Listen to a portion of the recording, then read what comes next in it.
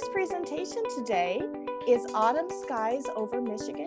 It is going to be brought to you by Dr. Shannon Schmoll of the Abrams Planetarium. So I'm going to stop sharing my screen so she can share hers. Thank you for being here today, Shannon. Thanks for having me, and I'm excited to share with you what we're going to see up in the sky this season. So I'm going to share my screen, and I'm going to be using a software called Stellarium. So you can see the name is up here. It's a little small, but there it says Stellarium. You can actually download this program for free from stellarium.org, which and it runs on Linux machines, Windows machines, and Macs, and so it should work for most computers out there. And so it's just a really nice and handy system in software if you want to just see what's up.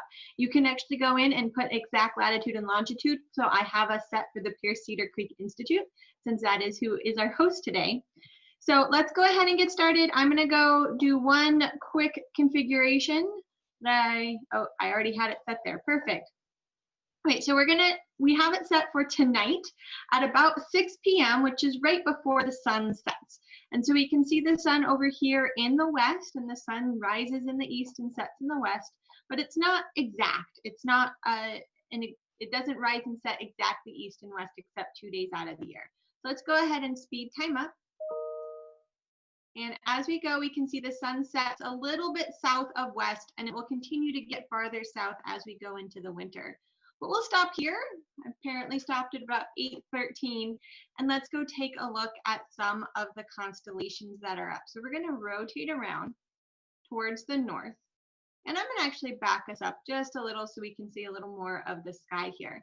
Now, normally if we were at the planetarium, we would ask folks what constellations they know or they're familiar with or they've heard of, but I can't hear you all, so we're just going to go ahead and look through some of them. So right now, one of the most well-known ones and what most people think of first is the Big Dipper. So just look on your screen and see if you can find that Big Dipper shape. I'll give you a hint. It's on the northwest side of the sky there. Let's see if you can find it. All right, and I'll point it out now. So here is our Big Dipper. We have 1, 2, 3 stars in the handle, and we have 1, 2, 3, 4 stars in the bowl. Now, the Big Dipper is a very useful and handy shape, so there's lots of different names for this. Almost every culture in the Northern Hemisphere has a different name for this set of stars.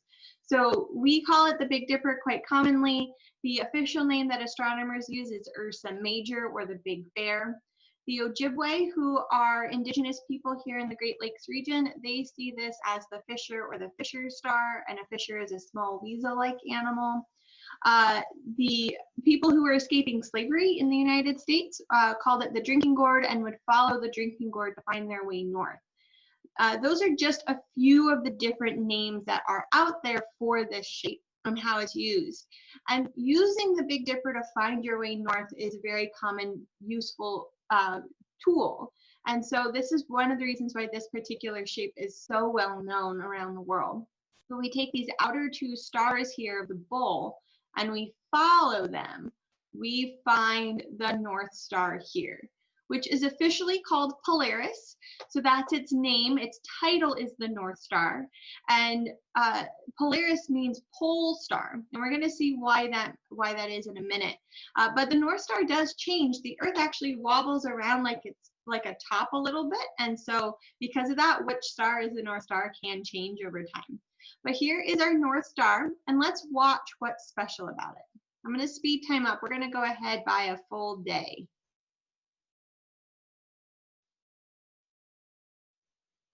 So if you watch this, since we've sped time up, you'll see that the stars are going to go around in big circles, and that's what they appear to do. It's actually the Earth spinning. But we have the North Star right here, and it appears to stay put. It doesn't move. And that's because the Earth's North Pole points right at it. And so as the Earth rotates, our North Pole sort of just spins in place. And so the stars appear to rotate around us, around its north celestial pole, which is marked by the North Star. Now, I'm going to go ahead and actually turn our atmosphere off now that the sun is up so we can continue to see the stars. That's a nice thing about Stellarium is you can just turn off the atmosphere, it's fine. And while we do that, I want to also point out you might see little blue squares going by, or what looks like very tiny stars that are moving quite quickly. Those are all satellites, man-made satellites that are orbiting the Earth. They have about a 90-minute orbit. That's true for the International Space Station as well. And so there's a great website called heavens-above.com where you can go find out satellite predictions for your location. So we're going to stop right around here. I'm going to go back to today, to where we were, which was right there. And I'll turn our atmosphere back on. So that's why our North Star is our North Star. It doesn't really move for our latitude, and so we can always use it to find our way north. Oh, and there was a meteor. Very nice. Those are constantly coming down as well. All right, so once we find the North Star, we've also found the Little Dipper. So I'm going to go ahead and actually turn on the lines for the Big Dipper. And here's our Little Dipper right there. Oh, it turned on more than I wanted to. So let me do this. Oh, it just went ahead and turned on all of them. There we go, just the one. So here's our Big Dipper. The official name is the Big Bear, so you can see the noses out here and the long legs there and the tail. And then we find our North Star, which is part of the Little Dipper. Now the Little Dipper also has 7 stars, but look really carefully. Do you see 7 stars there? It's right here.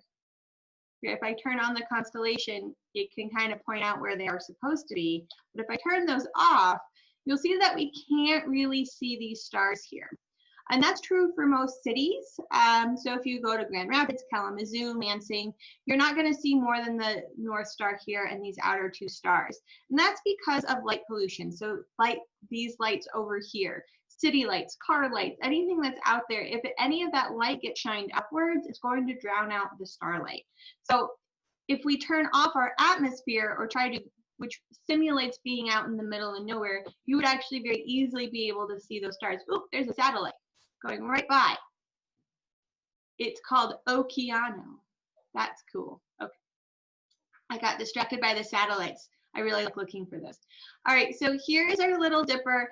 Now, light pollution is a really big problem because it is drowning out the night sky. It drowns out what we can see, which means that we lose some of those these historical connections to the sky, certain shapes that other people would have seen. It's also not great for animals. It disrupts their circadian rhythms.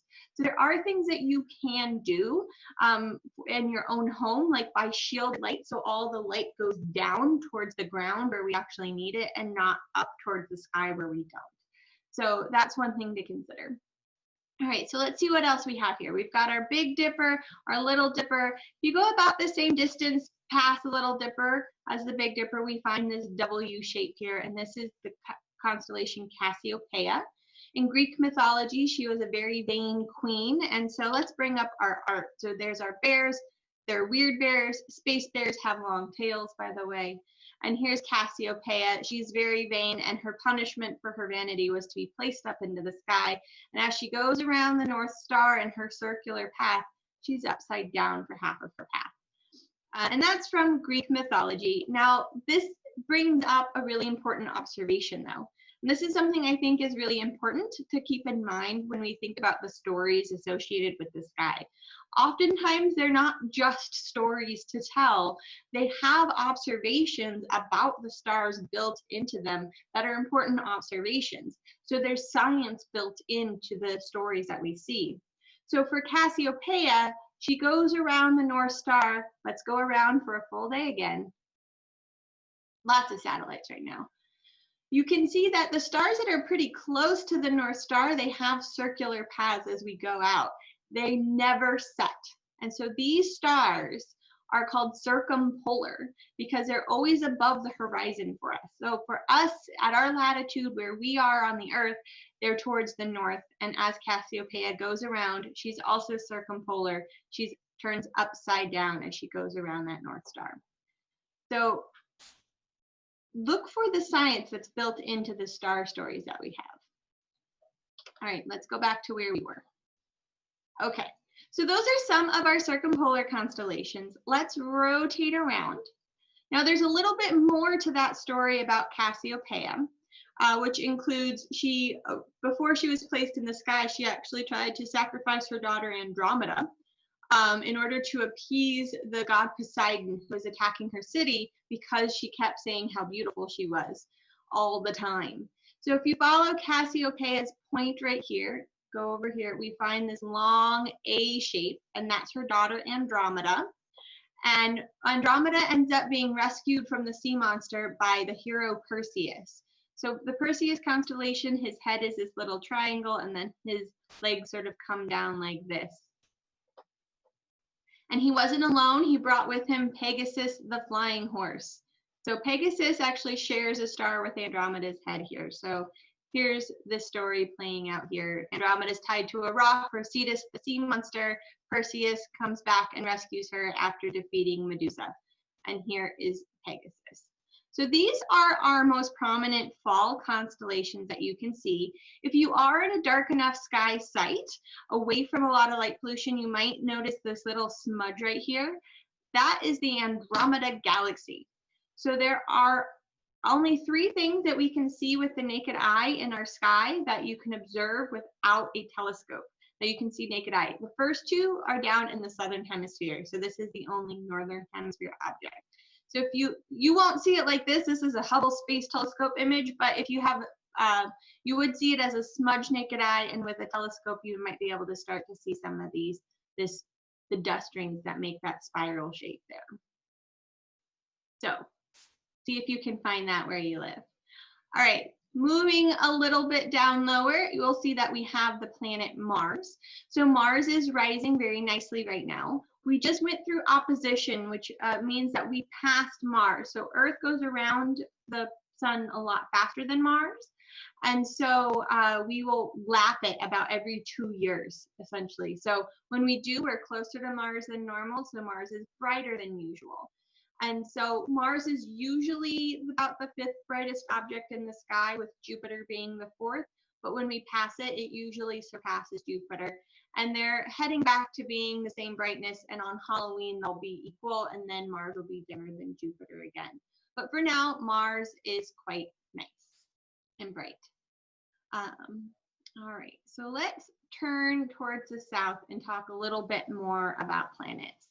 So we have Jupiter and Saturn up in the sky right now as well. So we have this really nice view of Jupiter, Saturn, and the moon tonight is going to be a nice sight as well. Jupiter is going to be a bit brighter than Saturn, but you'll be able to find Jupiter first and then look just to the left to see Saturn.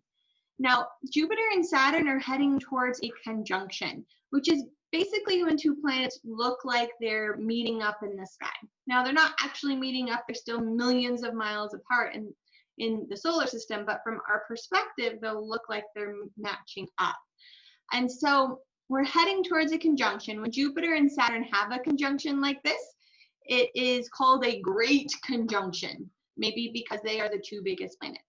But if we skip ahead day by day, you can watch the 2 planets get closer and closer and closer.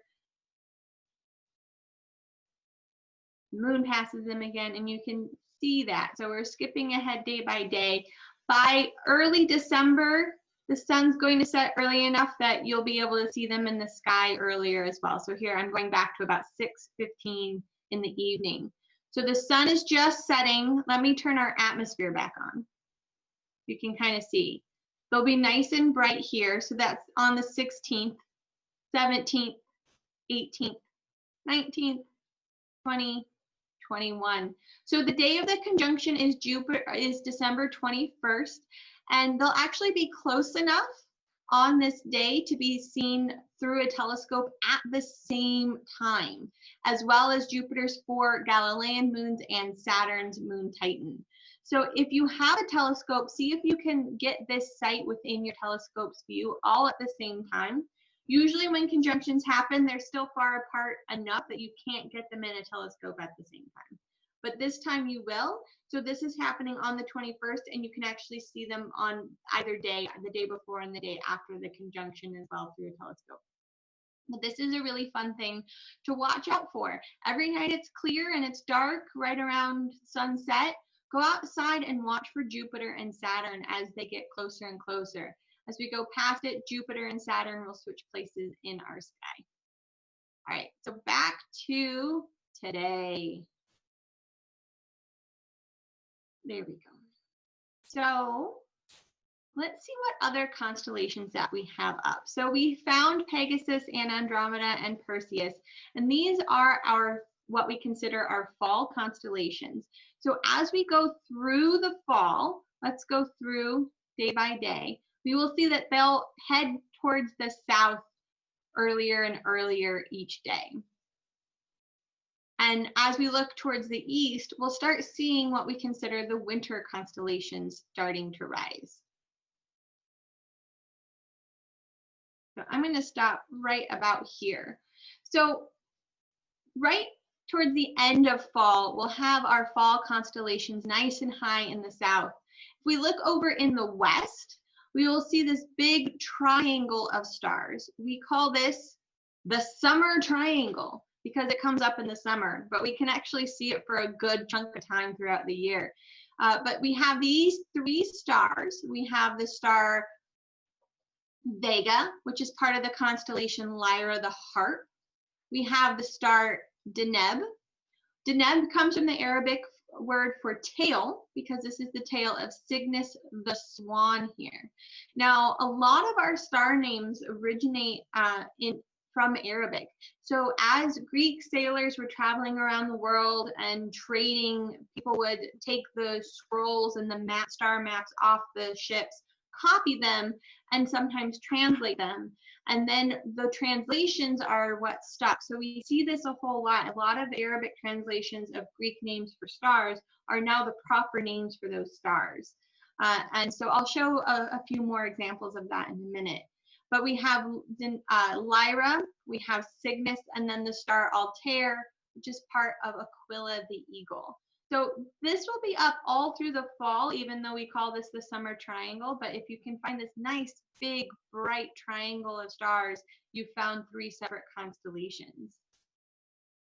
If we look over towards the east at the same time, we see the winter constellation starting to come up behind the fall.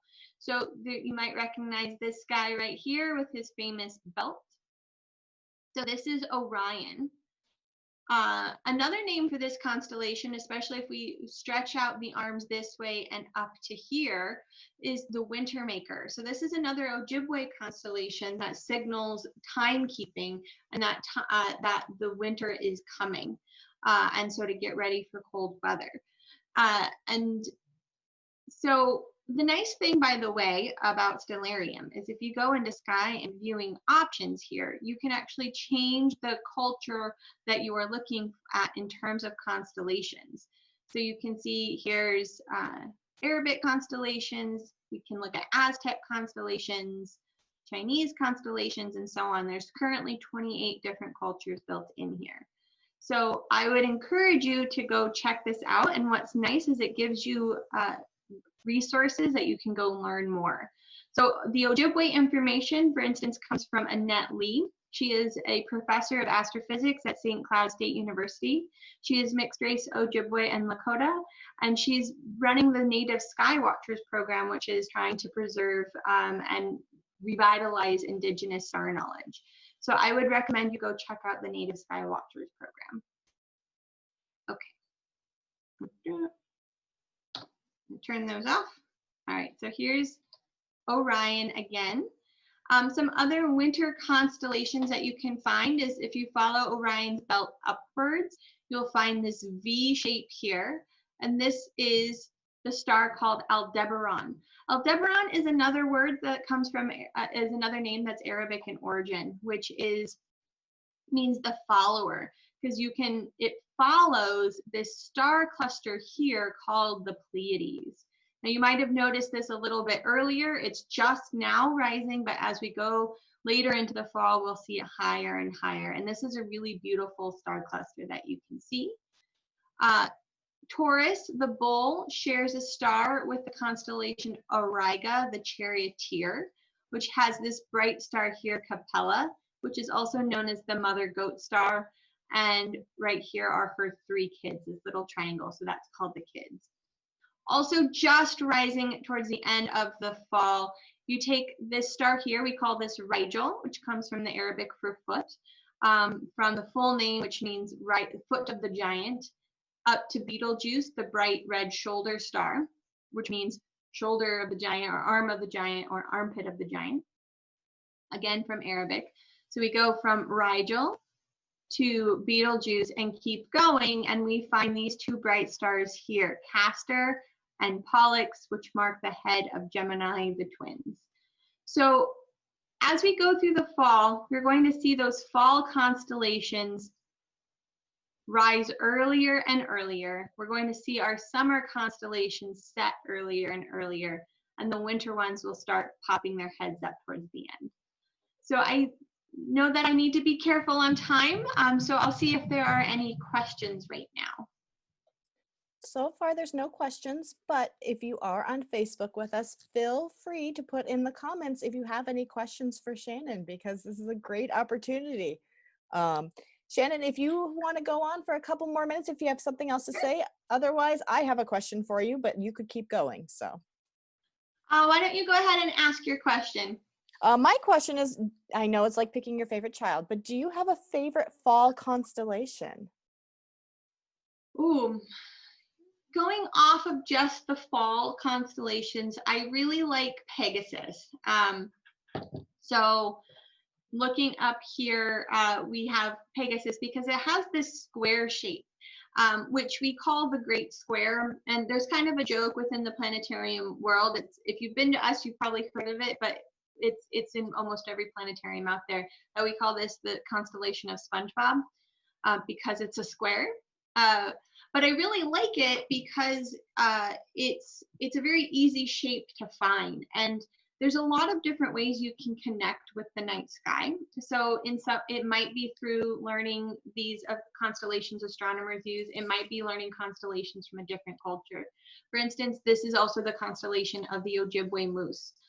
So this same square is another large animal, but it's a different animal that's important to the Ojibwe as well. And so you find these different ways to connect based off of your environment, what you care about, what's important to you and your culture. And there's also no reason why you can't go outside and find your own constellations and find your own shapes. And this is one of those really nice, easy shapes to point out. And it's one that we will, when we have preschoolers in, for instance, we always have them try to find the triangles and the squares and so on, where we're talking about those shapes. So go outside and go look for those. All right, Shannon. If we go, go for it. I was gonna say, we do have one question coming in from Facebook. What are some good places to find dark sky locations nearby? And this is probably going to be our only other question that we have time for today. Oh, yeah. So best places, as far away from the cities as you can get. So I imagine that like in Hastings and Berry County, it looks like it's far enough away from the cities that you should be fine. And that's actually like one of the things that I love about Michigan in general, is that you can live in a pretty big city, but you generally don't have to go too far away to get a dark sky. If you want a truly dark sky site, head up to the Headlands International Dark Sky Park in the northern part of the Mitten. And that's a place that's actually certified as a dark sky site. That's going to be some of the darkest skies that you'll have in Michigan. Wonderful. Thank you, Shannon. Well, I'm going to unfortunately cut us a little short so we can get ready for our next presentation. But thank you so much for joining us today. I know I learned a lot, and I'm pretty sure a lot of other people did as well. So thank you for coming on, and we're going to get ready for our next presentation. Yep. Thank you so much, and have a great day.